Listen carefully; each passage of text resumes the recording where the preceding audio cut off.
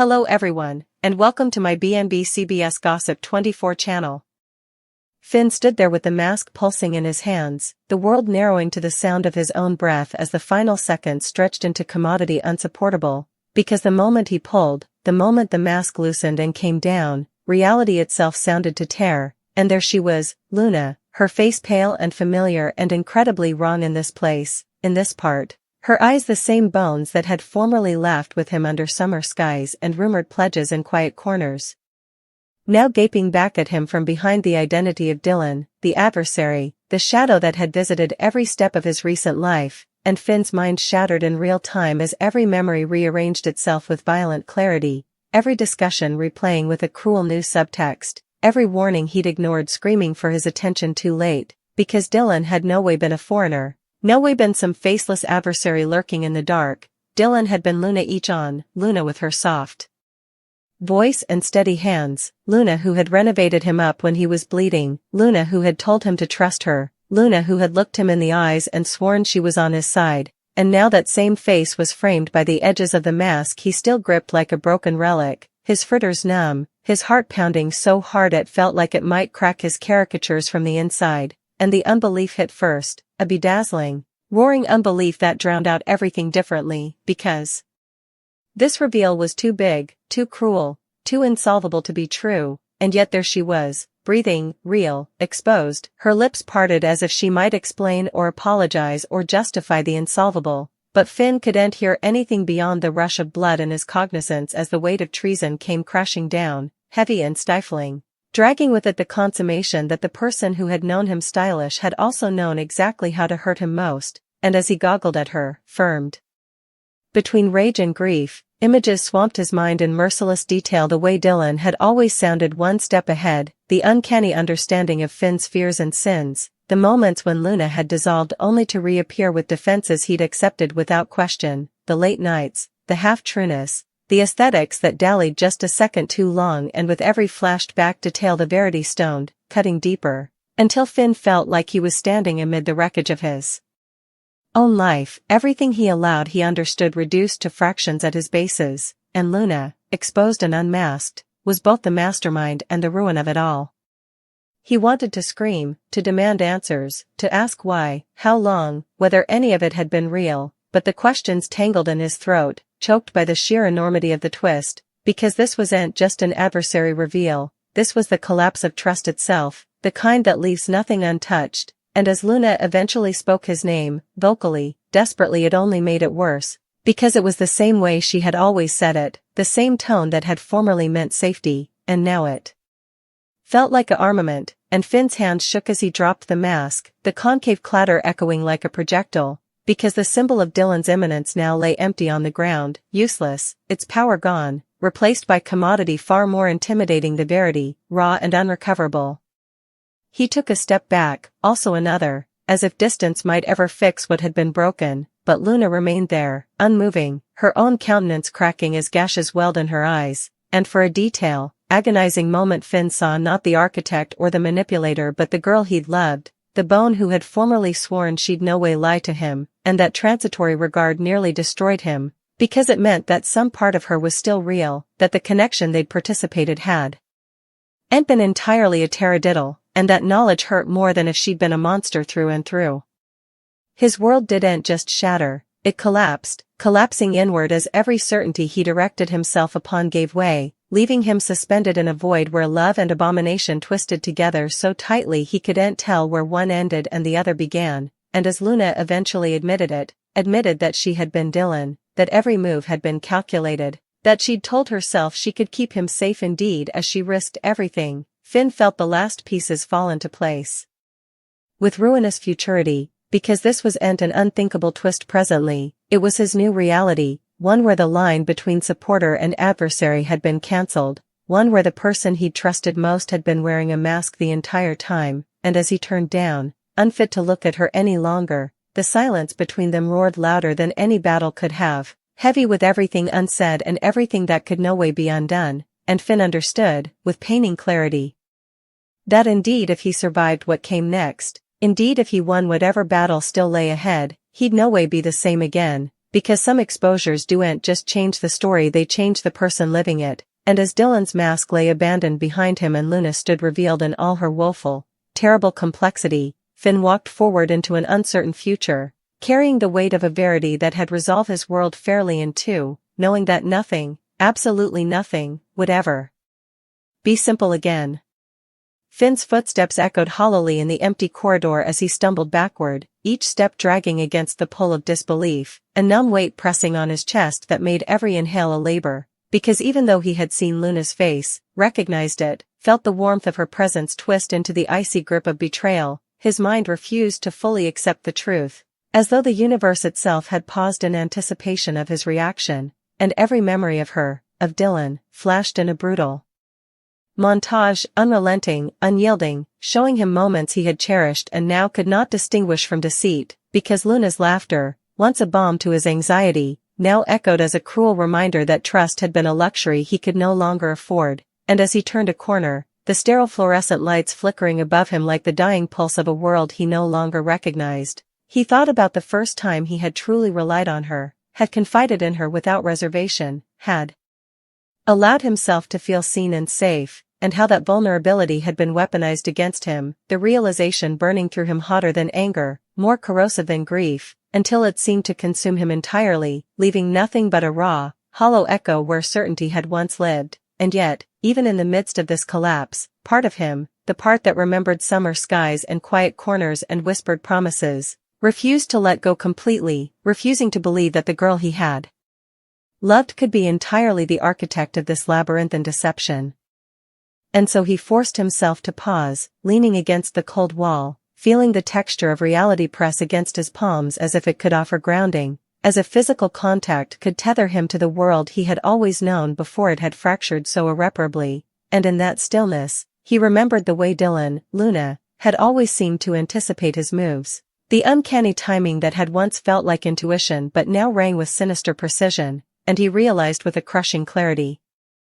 that every escape he had made, every close call, every victory he had believed was his own, had been manipulated, choreographed by the one person he had thought would never betray him, the one person he had trusted above all, and that knowledge made him stagger as though the ground itself had betrayed him, because he had never faced an enemy this intimate, this knowledgeable, this entwined with the deepest parts of his psyche, and it terrified him more than any physical threat ever could, more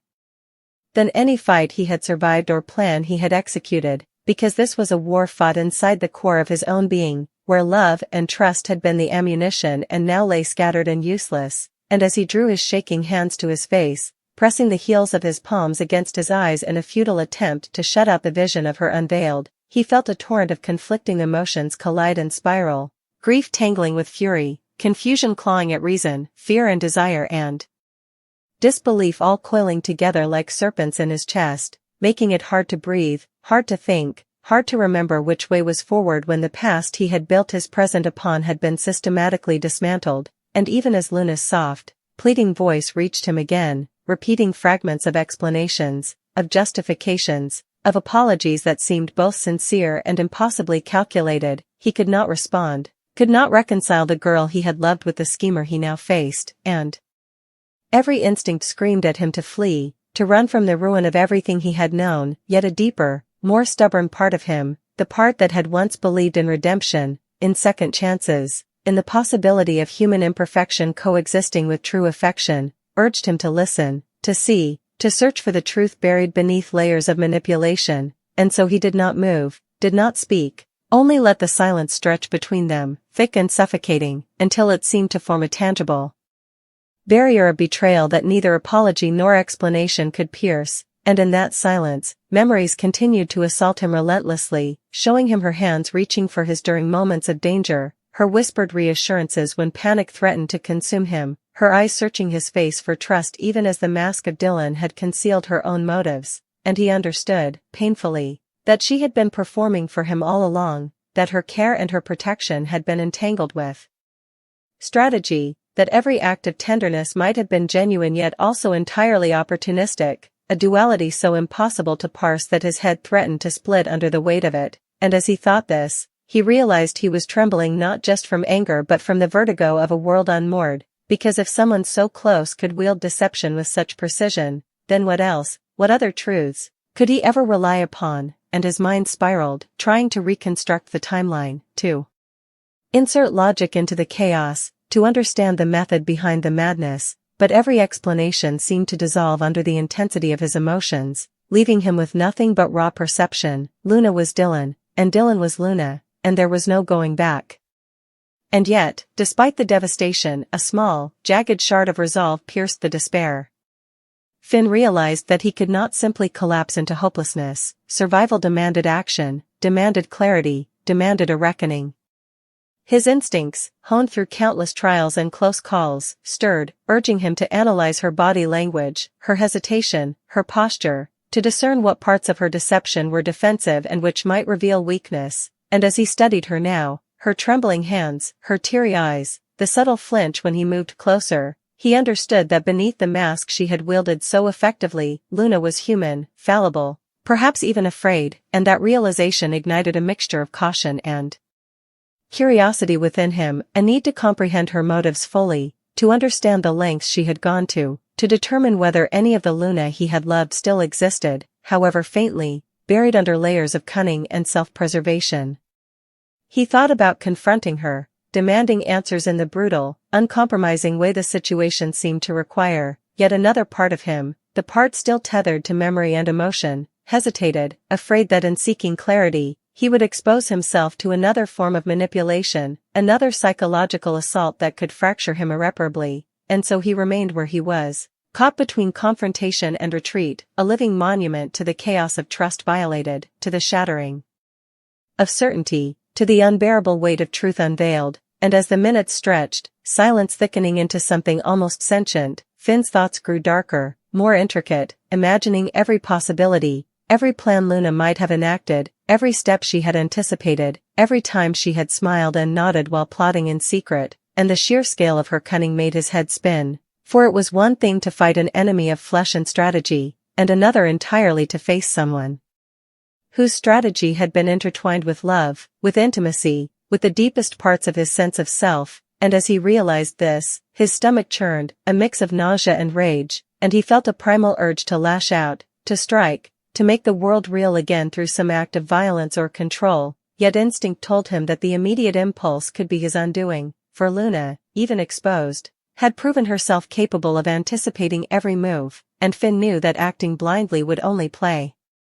into her design, and so he forced himself to breathe, to slow the rapid drum of his heart, to focus on the fine details of her expression, the subtle quiver of her jaw, the tension in her shoulders, the hesitation in her stance, because these were the only clues to her true intentions now, stripped of the mask that had previously guided him toward either trust or fear.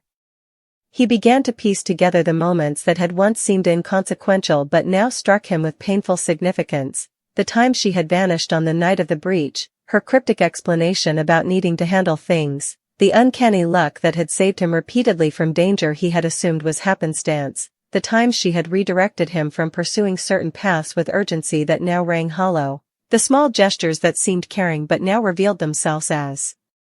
calculated manipulations, and with each revelation, the ground beneath him shifted, leaving him uncertain not just of the past but of his ability to navigate the future, because if Luna had controlled so much without his awareness, then what paths could possibly remain untainted, what choices could truly belong to him, and as he considered this, a chill ran down his spine, a fear deeper than any physical threat, the fear of never knowing the full truth, of constantly questioning reality, of being ensnared again by someone whose love and strategy were inseparable, whose capacity for both kindness and cruelty was so intricately woven that separating the two might be impossible, and in that fear, Finn felt a bitter, grinding sorrow, for he realized that even if Luna were willing to explain everything, even if she begged for forgiveness, the fracture in his perception of her, in his perception of the world, would never fully heal, because some betrayals carve not just memory but identity, and as he stood there, the fluorescent lights flickering above casting long, uneven shadows on the walls, he understood that this moment, her unmasking, the revelation of Dylan as Luna, would echo in every decision, every thought, every emotion for the rest of his life, a permanent scar etched into the core of his being, and he could not yet tell whether that scar would ultimately harden him or shatter him further, Because the line between survival and surrender,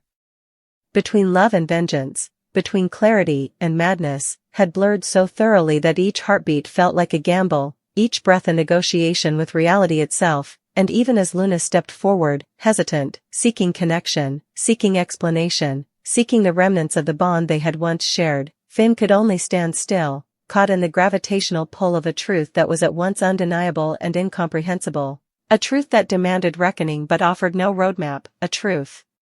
that had the power to destroy or redefine him entirely, and in that suspended moment, where the world held its breath alongside him, he realized with absolute certainty that nothing, would ever be as it had been, that the mask she had worn was gone, but the consequences of its concealment would linger, shaping every shadow, every whisper, every choice, for the rest of their intertwined lives. Because some revelations do more than reveal, they transform, they fracture, they remake the landscape of the soul, and Finn, standing at the epicenter of this transformation, knew that whether he could navigate the aftermath, whether he could reclaim trust, whether he could forgive or even survive, remained a question with no answer, a journey with no clear path, a truth that was simultaneously unbearable and inescapable, and as he finally turned his gaze back to her, the girl who had been both ally and adversary, protector and deceiver, he realized that the story had changed irrevocably, that the world they had inhabited was forever altered, that the mask might be gone but its shadow would linger, and that moving forward, every step, every breath, every decision would be haunted by the knowledge of what lay beneath, waiting to shape their fate in ways neither of them could yet imagine. Finn's mind spun in endless spirals as he remained rooted to the spot, the chill of the corridor seeping into his bones, his pulse hammering against the cage of his ribcage with the insistence of a warning drum, because every instinct screamed at him to move, to flee, to escape the crushing weight of what he now knew. Yet another part of him, the part still tethered to the memory of her laugh, her touch, her voice, held him in place, as if drawn by some gravitational pull that refused to release him even as he understood the danger of proximity, and in that taut moment, he noticed the infinitesimal tremor in her fingers, the way her shoulders slumped fractionally, the barely perceptible quiver in her lower lip, all small betrayals of her humanity leaking through the veneer of composure she had constructed with so much effort, and it struck him that, for all the deceit, for all the manipulation, there remained within her some fragment of the girl he had known, the girl whose presence had once been a balm in the chaos of his life, and yet that realization did nothing to soften the blow. Instead, it made the betrayal feel even more jagged, sharper, because it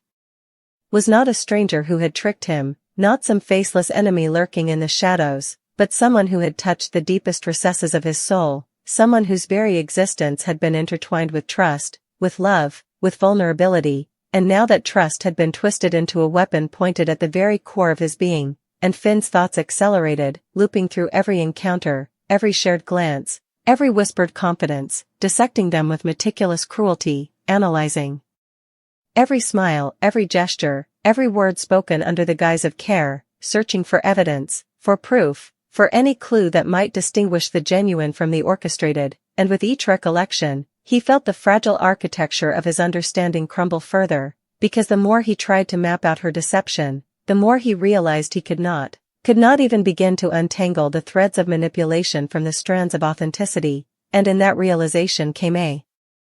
suffocating dread, because if he could not know what had been real, then how could he know what was next, what he faced now, what choices remained viable when the very person who had guided him, protected him, and inspired him had been capable of such intricate betrayal, and yet, even as fear and rage roared within him, a small, stubborn ember of determination ignited, because he understood that inaction, hesitation, or denial would only allow the consequences of her duplicity to continue unchecked, that he could not afford the luxury of collapsing into despair, no matter how alluring it felt to sink into the void of disbelief, and so he forced himself to breathe, drawing in the sterile, fluorescent-scented air of the corridor, letting the sound of his own heartbeat serve as an anchor against the swirling chaos in his mind, and in doing so, he allowed himself the tiniest glimmer of clarity, a fleeting understanding that to survive, to reclaim agency, he would need to confront the full magnitude of her betrayal, to face not just the act itself but the woman behind it, the complex, contradictory, dangerous, and fragile human being she was, and the realization was simultaneously empowering and terrifying, because it meant stepping fully into a world where nothing was guaranteed, where every step could be a trap, where every gesture could conceal intention, where the line between ally and adversary had been erased, leaving only a landscape of uncertainty, suspicion, and volatile possibility.